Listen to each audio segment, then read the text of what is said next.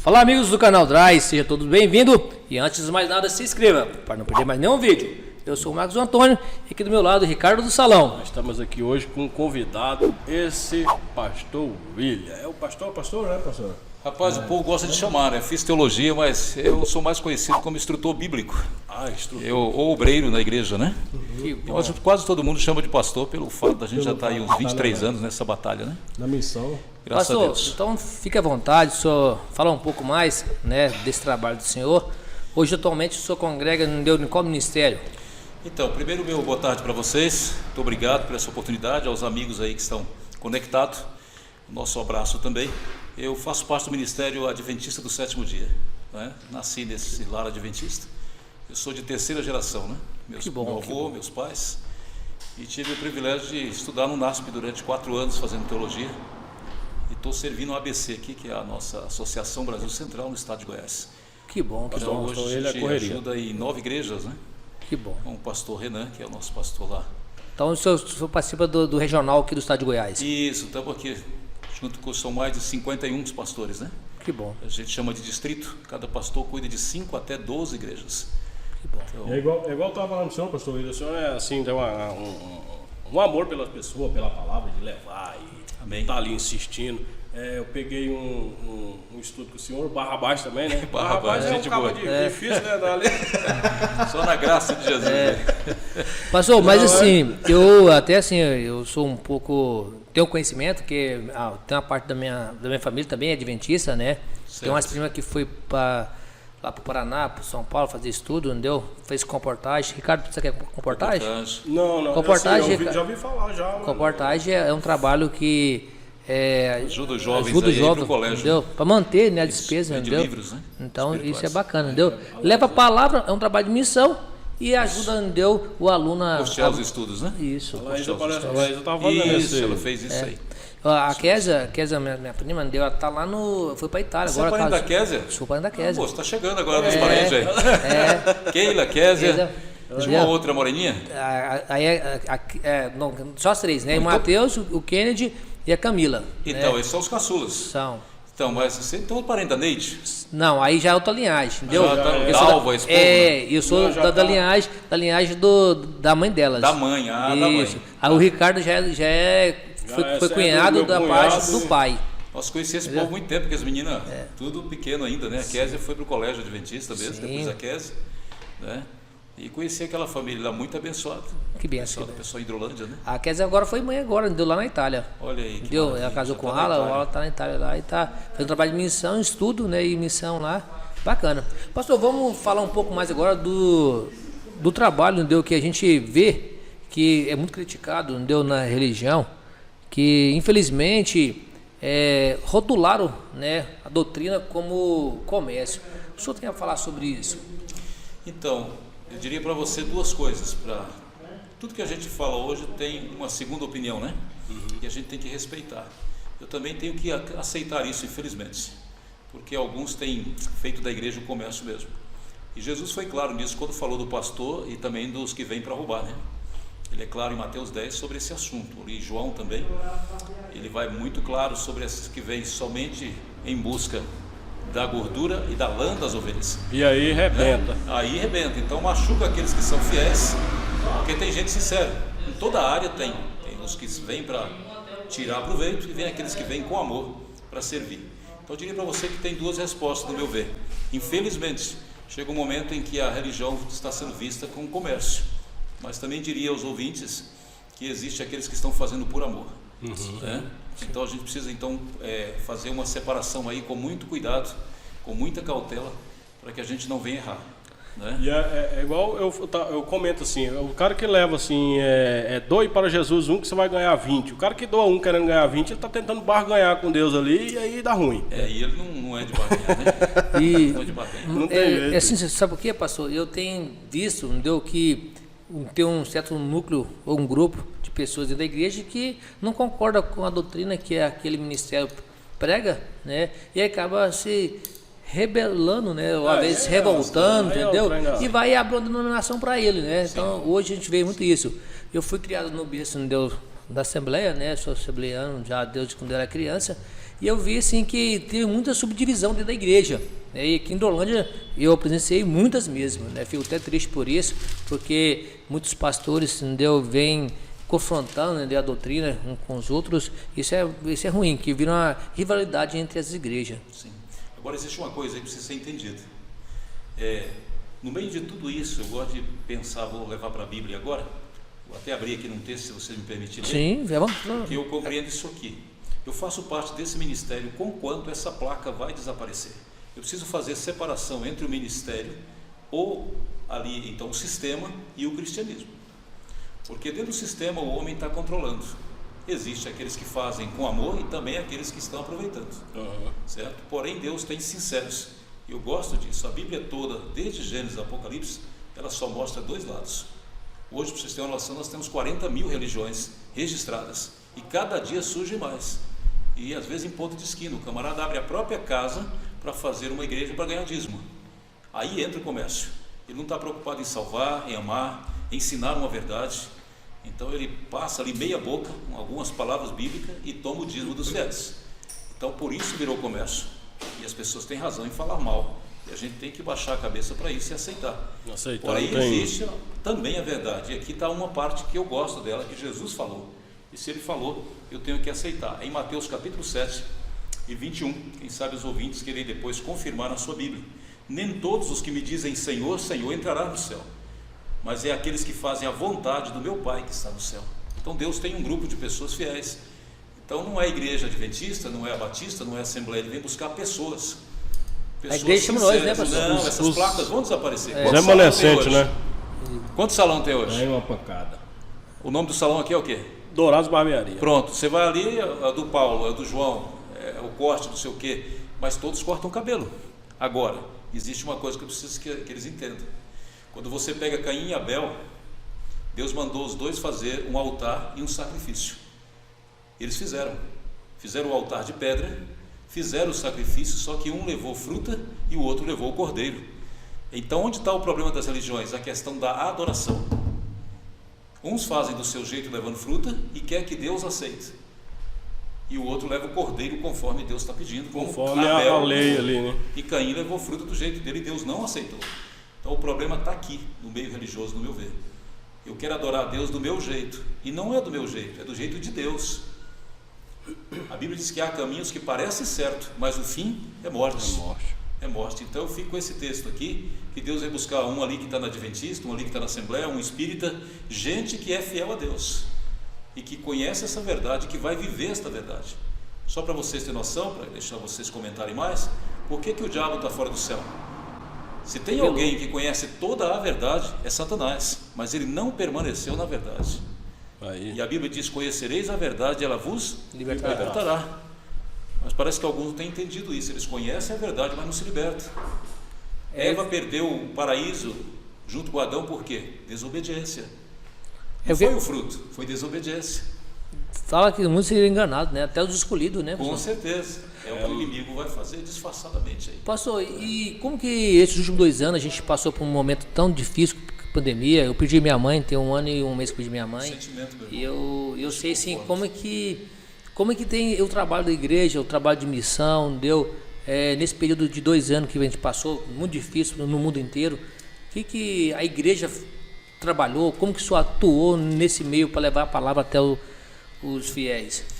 Então, meu amado irmão, a verdade é que a gente chega um momento que a gente até fica de braços cruzados, porque há situações que o ser humano não resolve, mas aí entra Deus. O que a gente pôde, você falou de perda, também perdi alguns, amigos, colegas, familiares. Eu quase fiquei 40 dias com essa droga dessa doença, mas Deus tem plano para cada um de nós. Eu creio que aqueles que estão praticamente ali pronto, que Ele sabe, Ele deixa descansar. A Bíblia diz que bem-aventurados os que descansam no Senhor. Amém. Por outro lado, todos nós aqui temos uma missão nessa terra, que vai chegar um momento que vai cessar a nossa missão. A gente cumprindo, é hora de sair. Não é? Agora, respondendo a tua pergunta, a gente levou muito a palavra de Deus, principalmente por telefone. Tinha semana que eu dava 20 estudos por telefone. Até o Fábio, a gente estudou muito, ele lá em Portugal, né? E a gente conversava muito, ele sempre preocupado com essa questão, e a gente conversava muito por telefone, dentro da Bíblia, né? Vocês conhecem o Fábio, ele gosta muito dessa questão de profecia, nos últimos tempos ali e acaba que a gente então leva a palavra, e Jesus diz assim, ó, vinde a mim todos vós que estáis cansados e sobrecarregados, e eu vos aliviarei. Então, baseado nesse texto, nosso papel como cristãos é ajudar as pessoas, é levar um conforto. Quando eu, William, não tenho mais palavra, a Bíblia tem a resposta, Jesus é a resposta. Usa o pastor pelo menos para confortar. Verdade. E o senhor, assim, o senhor trabalha na correria, levando a mensagem. O senhor chegou foi para... Onde o senhor foi lá, depois do estudo que nós fizemos? Eu fui para Rio Verde. Foi para Rio Verde. E aí o senhor tem andado ali... Isso, eu passo 4 meses, no máximo 6 meses em um lugar, para servir na igreja. Como a gente tem poucos obreiros, né, como Jesus disse, a seara é grande, mas os trabalhadores são poucos, e que você ore para Deus para mandar mais trabalhadores, né? Amém. E a gente acaba que atende aqui e acolá, quando a igreja manda. Então, de lá, depois de Rio Verde, passei por Anápolis, depois passei aqui por Aparecida Centro, e agora estou em Trindade. Pastor, e eu costumo falar assim que eu admiro muito esse trabalho de missão, que a gente eu falo assim, levando acampamento em cada região, né? E eu estava lá no Maranhão e eu recebi um livrinho, eu até falei para o Ricardo no último vídeo, que na primeira palavra que eu abri o livrinho, assim, após capa, fala assim, tudo que Deus faz é bom, e tudo que Deus permite é necessário, né? Então a gente vê muito isso, entendeu? Então é muita coisa a gente quis entender por que acontece, por que Deus permite vir uma pandemia para assombrar todo mundo, mas Deus tem um propósito, isso eu sei que, e acredito nisso, que é o melhor deu dessa terra para nós, né? Agora eu só queria assim, para dentro da sua fala, e os ouvintes também compreenderem uma coisa. Vocês sabem que tudo que o diabo quer é desvirtuar as coisas. Como ele conhece Deus Pai, Deus Filho, Deus Espírito, os anjos, a palavra, ele conhece muito bem de cor e salteado, e ele sabe que o céu é muito bom, ele não quer que a gente vá para lá. Então a primeira coisa que ele põe na mente dos homens é de que Deus é mau. A desgraça e o sofrimento que estão acontecendo é Deus que manda, não é. Deus permite, tem a diferença aí. Deus permite, até certo ponto, Deus não manda. A gente tem que entender, quem traz o mal é o diabo. Igual no de Jó, né, pastor? Exatamente, Deus permitiu ali porque ele sabia da fidelidade de Jó, né? Ele faz você viu meu servo lá? Ele faz esse questionamento com o diabo. Isso eu vi, mas ele só te serve porque você dá coisa boa para ele. Ou não pode tirar. Porque Deus sabia da fé, ele pode deixar isso acontecer comigo com vocês, sabendo da nossa fé. Não, esse filho vai suportar. A Bíblia diz que não vem provas além da nossa força, e junto com ela vem a vitória, por mais que demore. Então Deus dá o cobertor conforme o frio, né? Verdade. Então é interessante notar aí que essa pandemia eu vejo da seguinte forma: nós entendemos um assunto na Bíblia chamado sacudidura. Vocês devem saber disso. Deus está sacudindo o seu povo para as últimas horas. Isso é verdade. Essa sacudidura é quando você pega então uma peneira, coloca ali o arroz e sacode para tirar a palha. Os que não são verdadeiros cristãos, com as provas, vão sair. É uma forma em que Deus vai tirar aqueles que não são fiéis dentro da igreja. Separar o trigo do sonho, né? Isso, vai crescendo joio e trigo até o momento do peneiramento. Então, não é eu que vou apontar ou tirar, é Deus, com as provas que estão vindo. Então isso vai acontecer. Eu creio que a pandemia foi uma permissão de Deus para mostrar que quem comanda o universo é Ele. Ele continua no seu trono, sentado e conduzindo esse mundo. Pastor, mas igual assim, pastor, eu tenho visto assim, que muitas igrejas, eu passei também por uma situação, eu não vou entrar no dízimo, que é um tema polêmico, de sexualidade também, que é outro tema polêmico dentro da igreja, mas eu vou falar uma coisa assim que vem me incomodando nos últimos anos, que é toda a revelação. Que hoje tem certos pastores, né, infelizmente, pastores e pastores, que tem a revelação da carne. E o que o senhor acha dessas revelações que está caminhando e assim, enganando multidões? Olha, também não vou entrar no mérito da questão, porque é um assunto longo. Você mexe de dízimo, sábado, lei, é muito esses assuntos tem que tirar tempo para a gente sentar e está escrito. A gente, claro, não vai fugir disso. Mas eu respeito assim, cada um aceita o que quer. Deus nos deu escolha. Mas respondendo aqui, pelo menos por alto a sua pergunta, eu vou começar com o que Jesus diz em Mateus 24, em seu sermão profético. Cuidado, porque virão muitos em meu nome dizendo que eu sou Cristo. Surgirão muitos falsos profetas também. Porém, ele também adverte que nós precisamos aceitar também os profetas. Existem os profetas também verdadeiros. Então eu preciso entender o seguinte: tem profetas de Deus e profetas do inimigo, certo? A Bíblia nos dá 5 pontos especiais para a gente saber quem é um profeta de Deus e quem não é. Existe também a separação entre revelação e adivinhação, certo? Se você for num terreiro, lá pode adivinhar a sua vida, porque Satanás sabe tudo que a gente está fazendo. E o mais interessante é que, por mais que o cara seja torto, ele fala para jogar a profecia e não o profeta, né? É um trem. Agora, outra questão que eu preciso cuidar aqui é que a Bíblia é toda a revelação de Deus já. São 66 livros. E muitas vezes eu não atendo o que está revelado aqui, mas atendo um homem que está dizendo que está tendo revelação. Essa é verdade. E muitas vezes o camarada erra. Por isso que a Bíblia mostra 5 pontos, entre eles está o fruto da vida dessa pessoa. Quem é esse profeta? Primeira coisa, eu não posso me escolher ser um profeta. Quem escolhe é Deus. O camarada que se intitula ser profeta, como Hare Krishna, querendo ser um Cristo na terra, isso está errado. Aí pode ser chamado uma pessoa dessa de falso, porque Deus não o escolheu. Isso é verdade. Você olha na Bíblia, tem mais de 40 profetas que Deus chamou para escrever a Bíblia.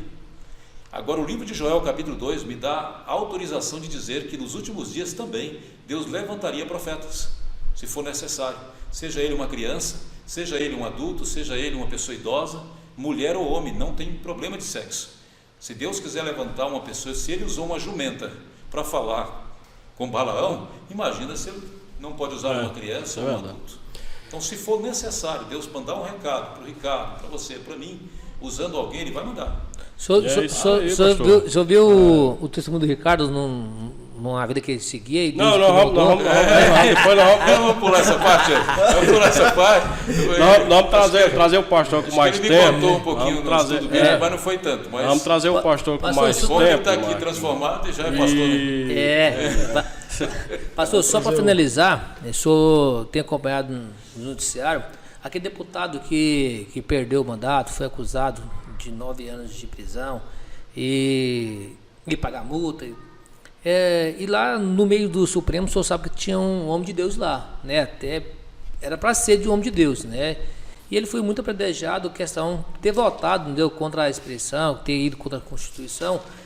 E como eu, o Ricardo, fui candidato da última eleição ao cargo de vereador, e eu sempre falava assim: a gente que é de homens e mulheres de Deus tem que se atentar pela política, para que a gente possa, entendeu, tentar mudar o sistema. Porque cada vez que o homem de Deus se covarde a não disputar uma eleição, a não tentar mudar o sistema, entendeu, o ímpio vai governar. E quando o ímpio governa, o povo geme. Então, eu vou te falar uma coisa aqui. Eu não sou um camarada expert nesse negócio de política. Eu não vou dizer que eu tenho raiva de política, porque existe a política e o politiqueiro. A política ela está em todo lugar, até na igreja. Na hora de uma comissão, de uma escolha, a gente tem que tomar o cuidado com isso. Porque a igreja, se você olhar em Apocalipse, você vai ver o período das profecias. Chega um período em que Constantino entra na história, isso depois de 321 depois de Cristo, e ele começa a mudar as coisas. Os discípulos vão morrendo. Ele começa então, como imperador de Roma, ele começa então, leva os soldados dele a um rio, mergulham e diz que estão batizados. E ele passa agora como autoridade política e religiosa a comandar. E houve uma mistura de religião com política, não dá certo. Primeira coisa que eu vou dizer para vocês: de vez em quando um tem que mentir, o outro tem que falar a verdade. Você pegar um pastor e um camarada, não estou dizendo que todo político não quer entrar aqui no mérito da questão, mas tem deixado a desejar às vezes.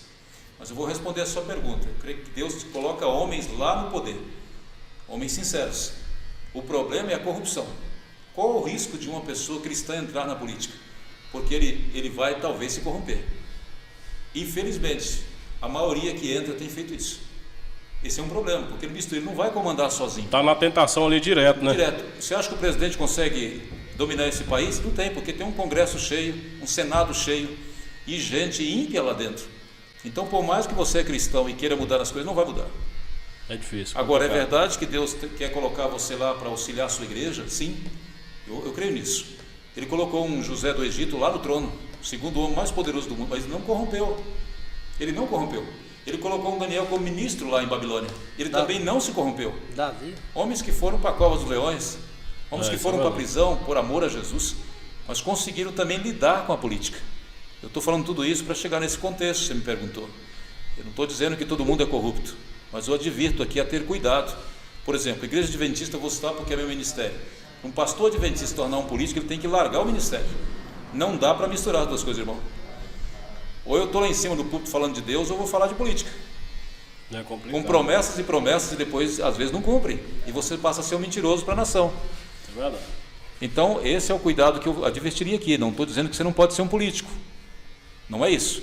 É uma linha fina. É uma linha muito, a porta muito estreita para você seguir.